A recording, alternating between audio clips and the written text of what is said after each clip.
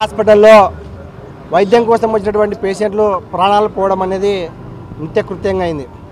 ఈరోజు మనం చూసుకున్నట్టయితే బండగట్టు గ్రామానికి చెందినటువంటి ఆదిలక్ష్మి అనేటువంటి 40 ఏళ్ల మహిళకి ఓపెన్ హార్ట్ సర్జరీ చేసి ఇంటికి పంపించారు.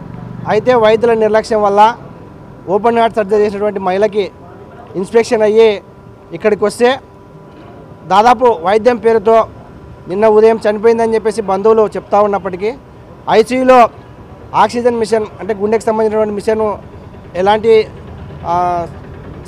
స్పందన లేనప్పటికీ ఉందని చెప్పేసి వైద్య సేవలు చేస్తూ రాత్రి 2 గంటలకు చనిపోయిందని చెప్పేసి చెప్పడం చాలా దుర్మార్గం. ఈ ఒక ఆదిలక్ష్మి కాదు, ఈ ఓమ్ని హాస్పిటల్లో గతంలో వెల్దుర్తి మండలానికి చెందినటువంటి హర్షవర్ధన్ నాయుడు అయితేనేమి ఇదే విధంగా చనిపోవడం జరిగింది. దాంతోపాటు శ్రీశకుంతలకు చెందినటువంటి రామచంద్ర కూడా కిడ్నీల్లో రాళ్ళు ఉన్నాయని చెప్పేసి ఇక్కడికి వస్తే ఆ కిడ్నీలనే పాడు చేసినటువంటి చరిత్ర ఓమ్ని హాస్పిటల్ డాక్టర్లకి, ఓమ్ని హాస్పిటల్ యాజమాన్యానికి ఉంది. కాబట్టి వైద్యం కోసం వస్తే ప్రజల ప్రాణాలు చేసినటువంటి ఓమ్ని హాస్పిటల్ను గుర్తింపు రద్దు చేయాలని చెప్పేసి ఆదిలక్ష్మి కుటుంబ సభ్యులతో కలిసి అఖిల భారత యువజన సమైక్య ఏఐఎఫ్గా మేము ధర్నా చేస్తూ ఉన్నాం.